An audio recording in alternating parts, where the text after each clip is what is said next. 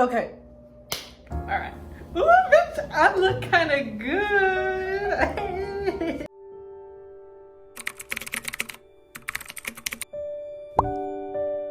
I'm here to let you guys know that I have finished the first book and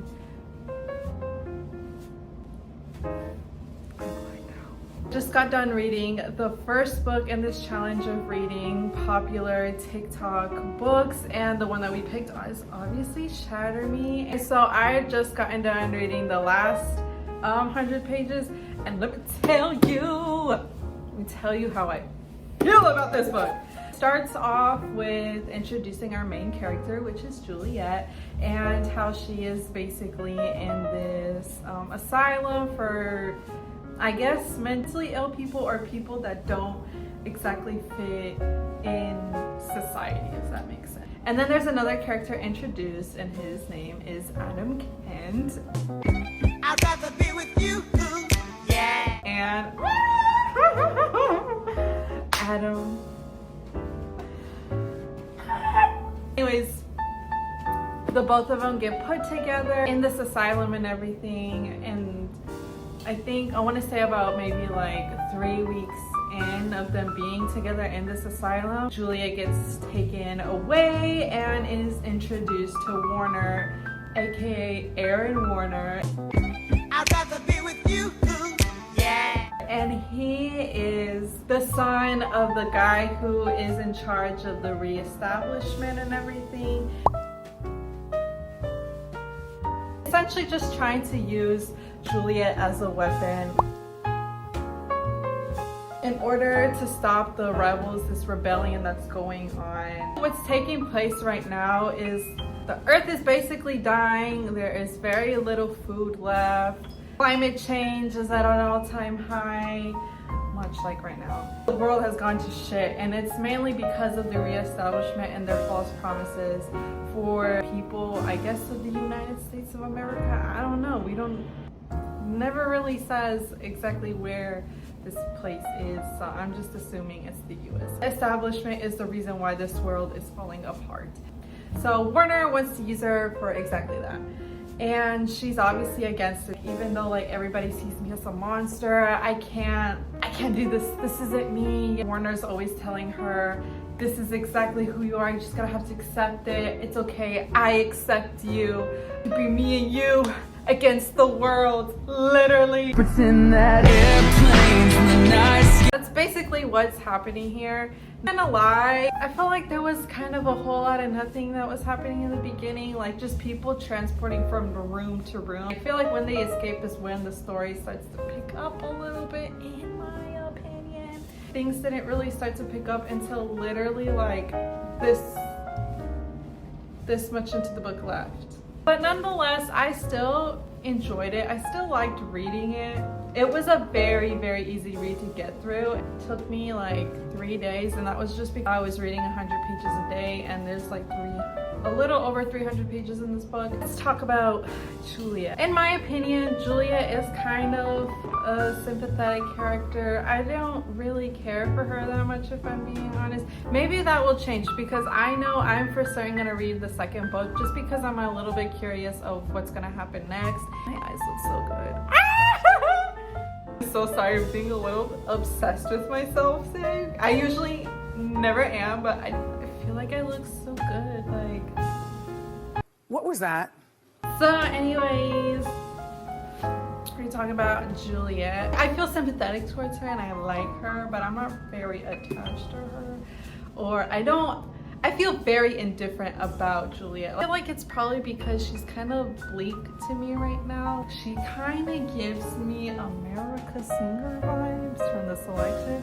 And I love The Selection, but I absolutely do not like America Singer. She kind of gives me America Singer-esque vibes, but not fully, if that makes sense.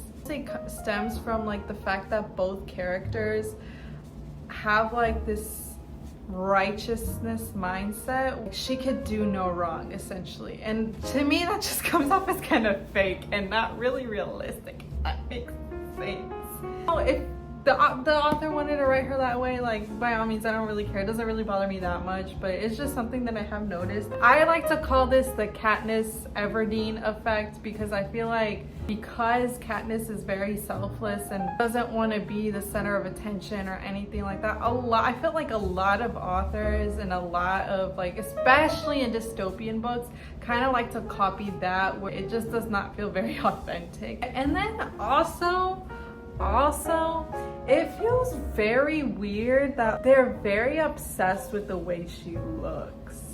Like, she's so sexy and so, like, beautiful, drop dead gorgeous, even though the bitch has been in an asylum for like 3 years and has not properly bathed or showered. Which, I mean, is like, not saying that you can't be like musty and sexy at the same time. Like, mind you, this girl is 17 years old. She's a freaking minor. The fact that people constantly like kind of paint her in that light, like very sexy, it made me feel really weird. And I noticed like constantly being written, especially like in the second half of the book. I remember Warner constantly talking about like how beautiful she was and things of that nature, and how whenever they're together he would kind of like touch her inappropriately, and it just kind of made me feel very weird. I remember Kenji also like constantly saying what a hot psycho chick she was. Like, that just, I don't know, those types of comments kind of make me feel a little uncomfortable, because they kind of come off as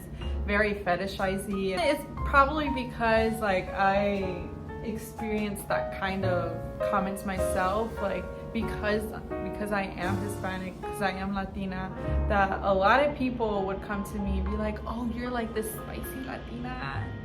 And that shit just turns me off so hard. Like, why would you ever say that to anybody? And I guess it's like kind of the same vibe that I got like when I was reading this as well. And it also comes off as kind of shallow, where they're consistently talking about her looks. But it's honestly probably not even that big of a deal, and I'm probably just like feeling too much of it. So next we have Aaron Warner. I'd rather be with you.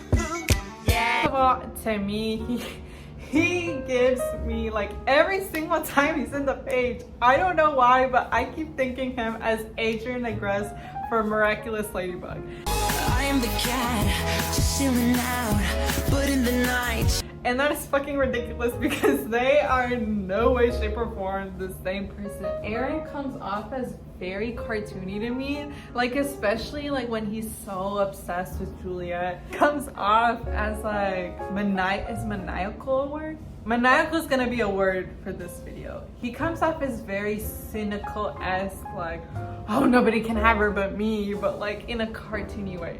I mean, there's nothing wrong with that. Like, I kind of liked it, not gonna lie.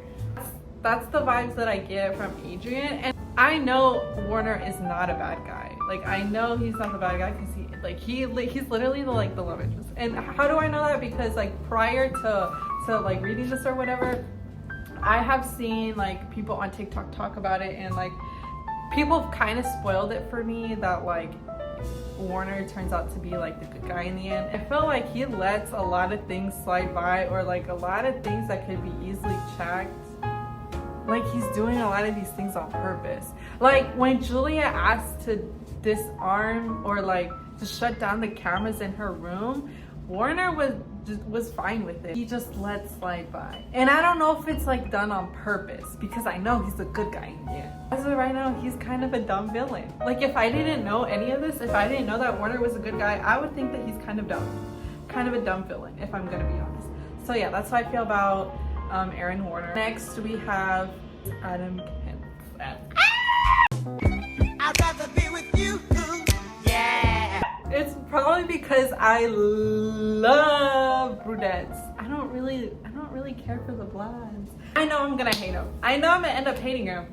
I don't know what he does, but I know I'm gonna end up hating him. As much as I love Adam, he is kind of a stale character for me. Like, doesn't really bring much to the table, and I don't really know a lot about him either. Like, I have so many like questions about why was he searching for Juliet? What is his overall motives? And like, you know, I just feel like I don't really know that much about Adam, like, at all.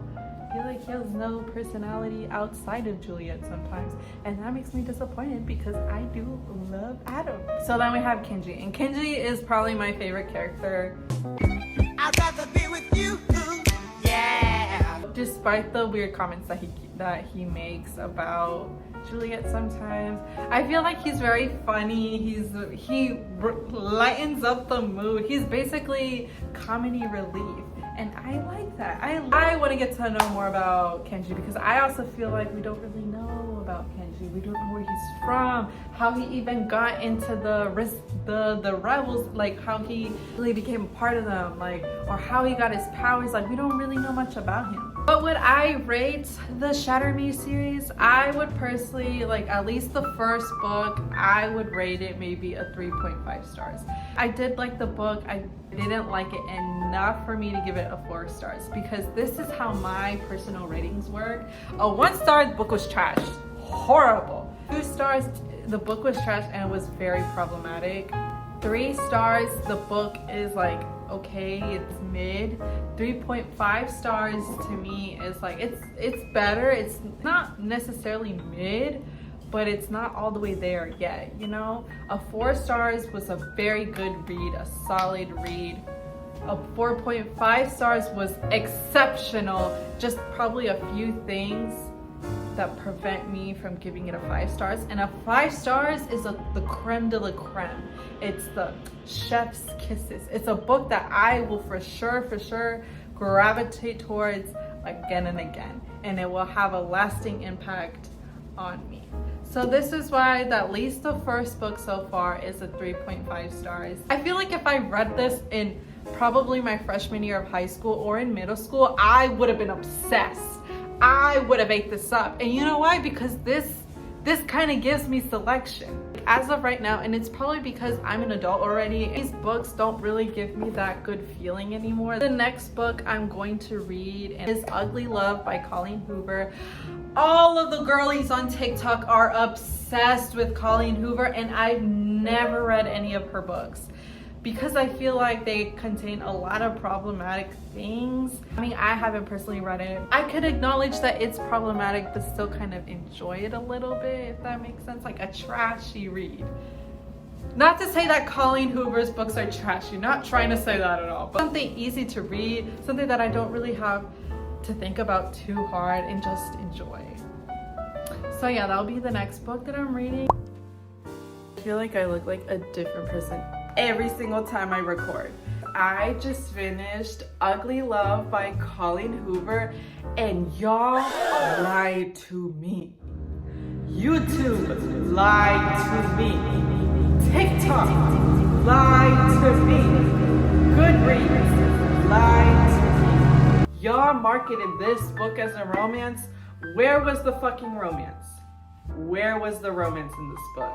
For those of you guys that don't know, Ugly Love is a Colleen Hoover book, and it's like one of her more popular books as well.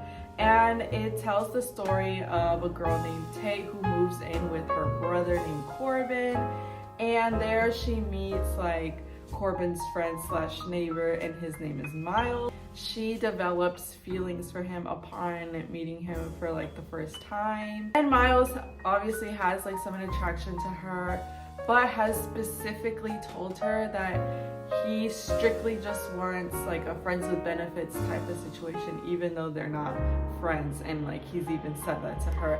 Tay actually develops feelings for Miles, but Miles is very closed off and like just doesn't want her in his life because of something that happened in his past. So that's your spoiler-free part. Now let's get into the nitty-gritty of things. So first off, what I thought about reading this book.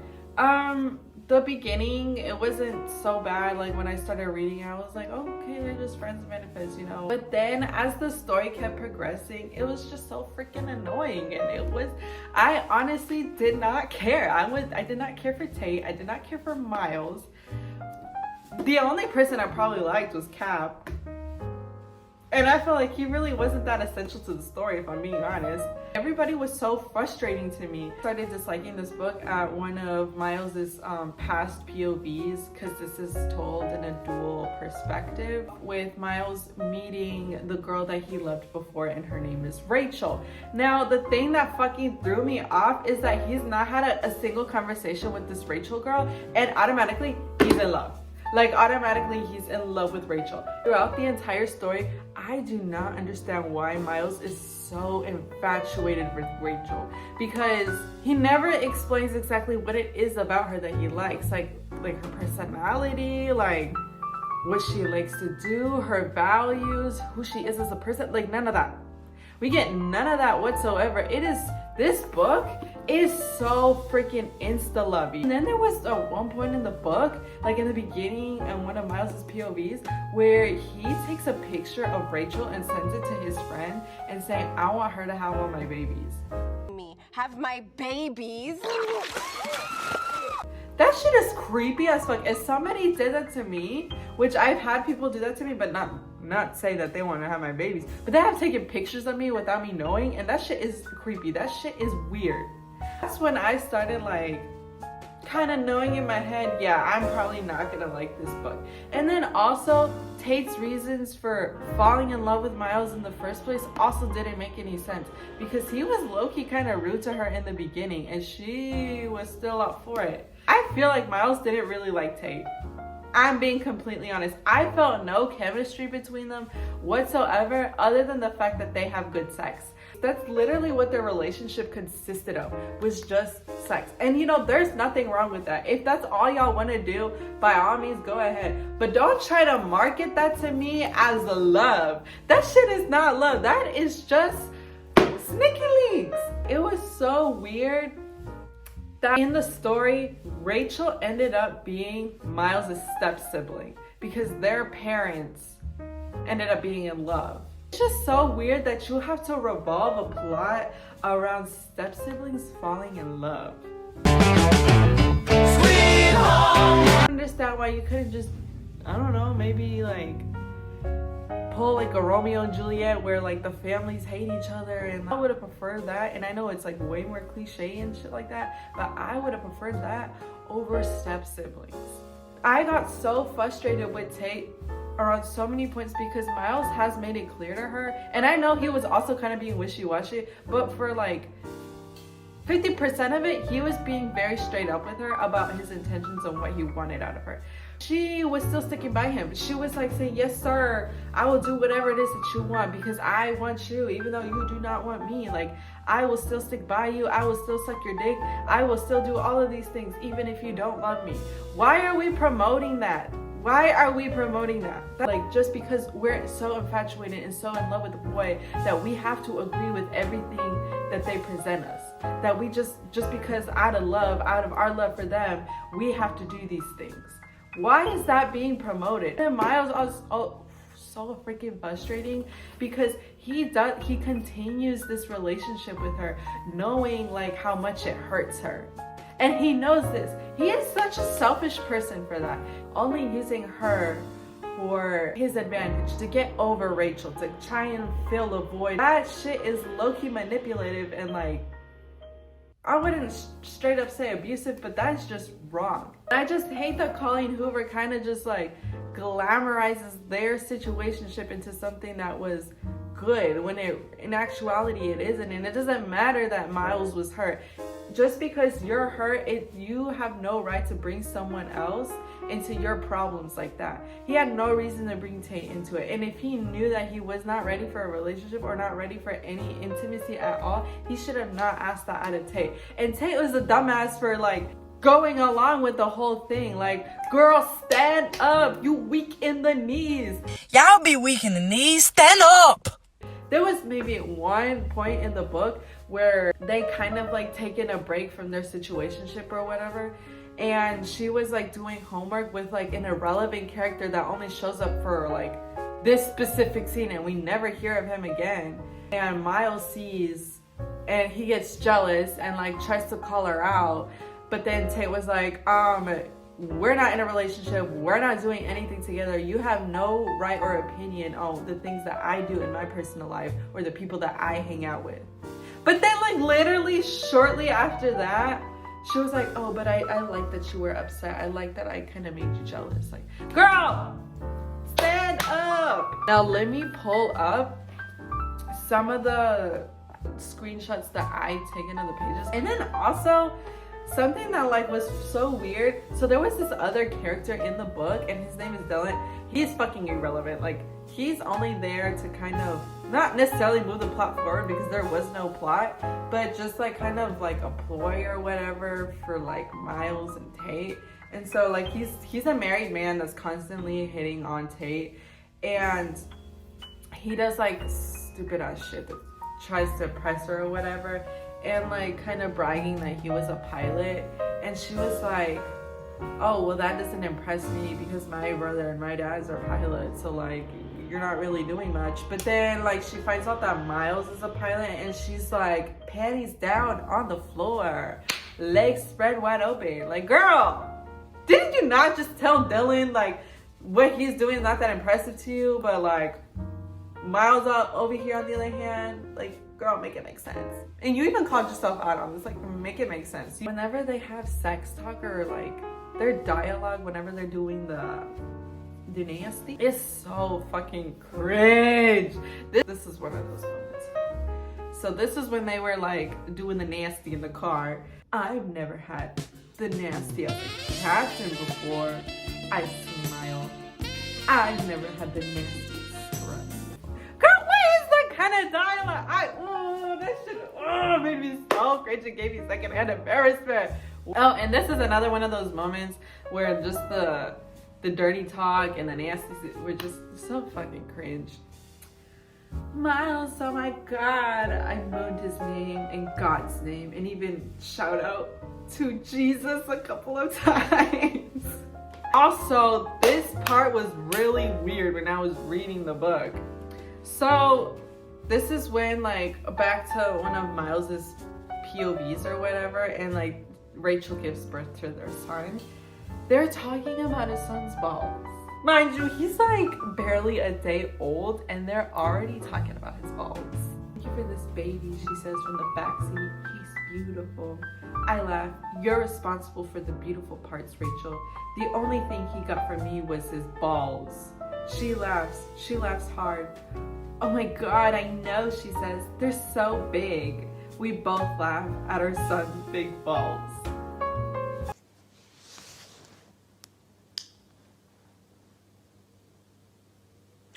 No. Why was that included in the book? Why is this everybody's favorite book? You could have said anything else. His eyes, his nose, his lips. Why did you have to say his balls? And also something else that was fucking weird was the fact that they kept trying to question Miles' sexuality like it was any of their fucking business, and they kind of treat it as a joke. Like, homosexuality is a real thing. If he was gay, what's wrong? There's nothing funny about him being gay. So my final ratings for this book honestly is like a 2 stars. Now, did I think this book was entirely terrible? No, like it's not the worst book that I read. That's why I can't give it a 1 star. It's not the worst book that I read, but there are a lot of problems with this book that I just do not like. Me, Tate was a doormat. She had no personality whatsoever other than, oh, I'm a nurse. I'm a nurse. Just in case you guys didn't know, I'm a nurse, but we never see her do anything other than fucking homework. And Miles, it's just so fucking annoying throughout this entire book because he's using Tate for selfish reasons and is trying to convince himself that like he's not doing anything wrong. If I'm being honest, their love seemed very shallow and just based on their looks and their sex life. The only times that we like where we have scenes with Miles and Tate are just intimate moments. It's just them doing the nasty. I mean, if this is what the kind of storyline that you want to go with, where Miles is like using Tate or whatever, and like Tate being a doormat and and whatnot. Like, at least towards the end of the story, she could finally put her foot down and realize that like what's happening to her is like not good, and like kind of officially end things with Miles and like go on about her life and like finding love in someone who actually treats her well. I would have preferred that a lot more than whatever the fuck this is. It is not up to Tate to fix him. I'm sorry, it's not up to her to fix him. That is something Miles has to do himself. I hope that the next book that I read is a lot better than whatever this is giving me. And I think the next book that I'm gonna read is Book Lovers by Emily Henry. 2 stars. Next.